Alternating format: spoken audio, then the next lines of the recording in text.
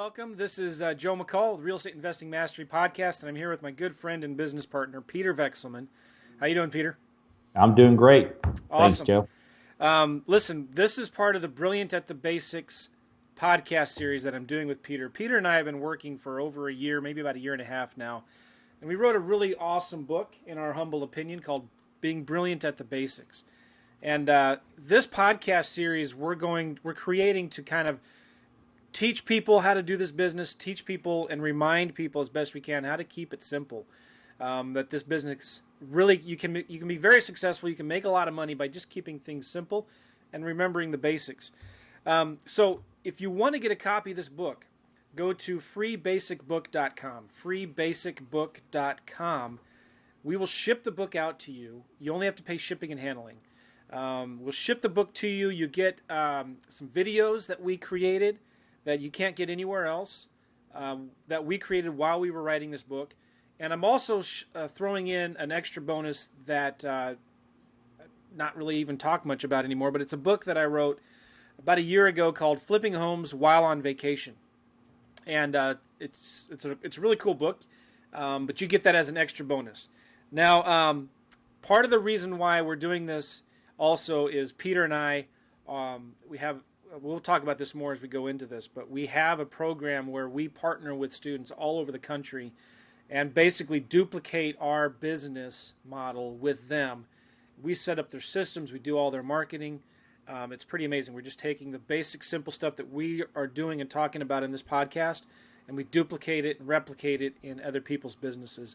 We're starting to see some tremendous success from people all over the country doing this. So go to freebasicbook.com to get the book, and we'll talk about at the end how you can work with Peter and I one-on-one. But Peter, we were talking before we started recording here. If you were to start this business all over again, you were to start from scratch, you didn't have anything, and you were to do this business again and start up, what would you do to make your first, let's keep it real simple, your first $3,000, let's say. What would you do to start making money and to make your first $3,000? Well, the funny thing is that's kind of how I started. Yeah.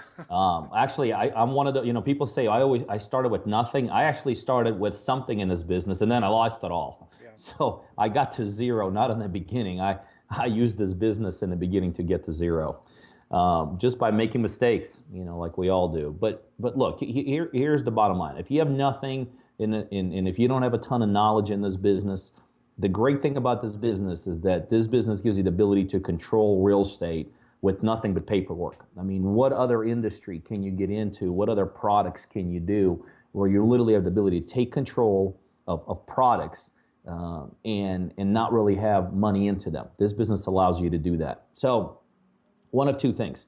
If I had a little bit of money, just maybe a couple grand here and there, there's no question I would put it into direct mail. Wherever I'm at, wherever I live, whatever part of country I'm in, I would simply put some money into some direct mail campaigns, and I would just blast it out to non-owner occupied people. And guess what? No matter what comes back in, I'm locking it up. I'm putting it under contract. I want to have some inventory, because that inventory not only puts me in a position to make money, it also puts me in a position to create a business. Now, if I had no money, guess what? There's plenty of inventory out there floating around. I would, hit areas like Craigslist, Backpage, eBay Classifieds, Postlets, any website that has for sale by owners. And I would find some inventory. Now, here's the thing.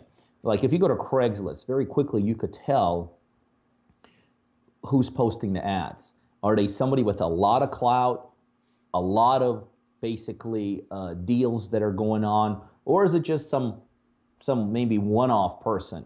In this case, I'd go to the one-off person, okay?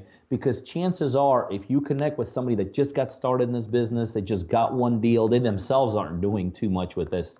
They're not exposing it to the whole world. So I'd kind of find an ad that doesn't look too professionally set up. I'd find an ad that's not being run 100 times over. I'd find an ad that just kind of, it almost looks and feels like this guy just came out of seminar and he was lucky enough to find a deal. So I'd call that guy, I'd connect with him, and I just cut a deal with him. And and guess what? I confirm exactly what I just said. I'll just tell him, look, I'm kind of new. I'm looking at your ad. Nothing personal. It looks like you and I are both new. I'd make sure I'm working with someone new because, again, the key is you want to get some kind of inventory that is not getting a ton of exposure like the big-time wholesalers can get. I'd connect with him and I tell him, look, I want to help you move this property. I want to do what I can from my end to get this thing exposed, and then you and I can split profits. Guess what? Anyone new in this business will take that deal because like me, who's brand new, they are brand new. They want to get something coming in, whatever it is. Okay, so I'd cut a deal, maybe a profit split. I'd do some kind of a quick email exchange between him and myself to kind of put a little three sentence agreement together that we're going to split the profits. And then guess what? I do exactly what he's doing, but I do a ton more of it. I'd get this property exposed to the world. So he ran that one Craigslist ad because he's not thinking beyond that. I'm running 5 or 4 different types of Craigslist ads every day. I'm using different websites. I'm using Meetups. I'm using LinkedIn's. I'm using Facebook. I'm using the eBase that he's not using. I'm using Postlets that he's not using. Backpage. I'm immediately making flyers of it. I'm hitting all the RIA clubs, the local RIAs, the regional RIAs. I'm connecting with people. Remember, at the same time I'm getting feedback on this property, I'm also building future investor database for the next deals. One more thing too is you could be putting signs in the neighborhood. The signs that was my next thing. Yeah. If this isn't hopefully not an owner occupied property. Hopefully, most of us go after properties that are either abandoned or owners don't live there. I'm putting signs around the property. I'm putting 3 or 4 signs, homemade signs, right? The kind of that I'm getting from Walmart. I'm putting it right in the yard. I'm maybe putting some directional signs, again, all homemade.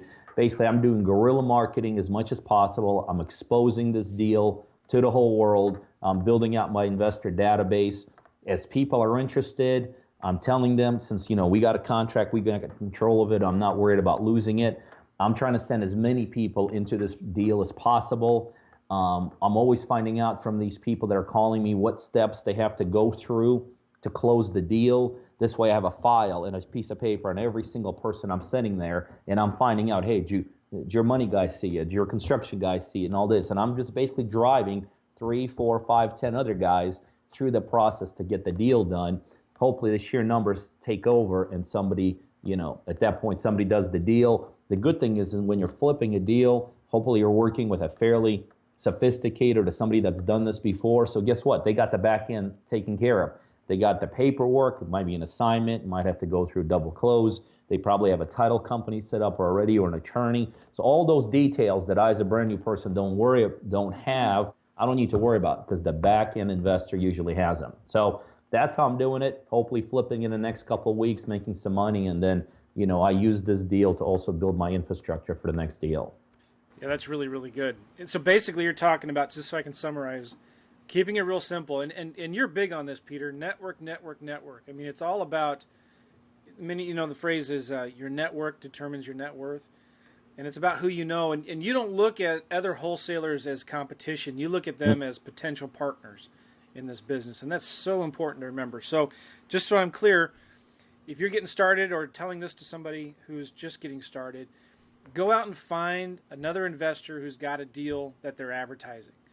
Try to look for the investor that maybe is new to the business. They're not professional. They don't have a huge operation. Find somebody who's advertising some deals and talk to them, and then go out and find buyers for those deals. Do networking, and you can probably, there's some simple ways to enter in some kind of JV agreement, joint venture agreement, or maybe get the property under an option or something like that. And you're not going out, are you advertising the property at a higher price than what that investor was advertising it for? No, I'm in perfect case scenario, he and I are just doing a profit split. Yeah. So I don't want one property advertised at $1 and I'm advertising at $1.20. That makes it a little bit tougher. I mean, obviously not only because it can get confusing in the marketplace. I want to have the best chance of success. Best chance of success, let me sell it at $1. Let me get the first deal behind me. Let me build my network. Let me get some credibility. So I'm doing profit splits. You're doing profit splits, and so the cool thing about what you're doing, though, is this isn't just for this deal. You're building your buyers list, and you're expanding your network to find out who else you could sell future deals to. It's a great way to get started for sure. Great way to get started. Well, guys, listen, we're going to keep these podcasts short, okay? You can get more information about everything we've been talking about in this great book. I blocked my face with it. Brilliant at the Basics. You can get it at freebasicbook.com. freebasicbook.com. And listen, if you want to start working right now with Peter and me, take your business to the next level, work with somebody who can create your systems, get your marketing going, so you can just focus on talking to sellers and making offers, you need to work with me and Peter. We've been doing this for over a year and a half. We've got tons of successful students right now doing deals all over the country. They're not actually students. We consider them partners. So if you want more information about that, just go to peterandjoe.com. peterandjoe.com. There's a video there that explains more about what we do. There's a detailed explanation of what we do and how we do it. And then you can apply right there. And if we feel like you're a good fit, we'll get on the phone with you and talk with you, and we'll actually start working together. Okay? So peterandjoe.com if you want more information on that. Listen, on the next episode that we're going to do for the Brilliant at the Basics series, I'm going to be answering the same question. I'm going to be talking about what I would do if I were to get started, and it's probably going to be better than what Peter had to say. I'm just kidding. So we'll talk soon, guys. Take care. Bye-bye. Bye.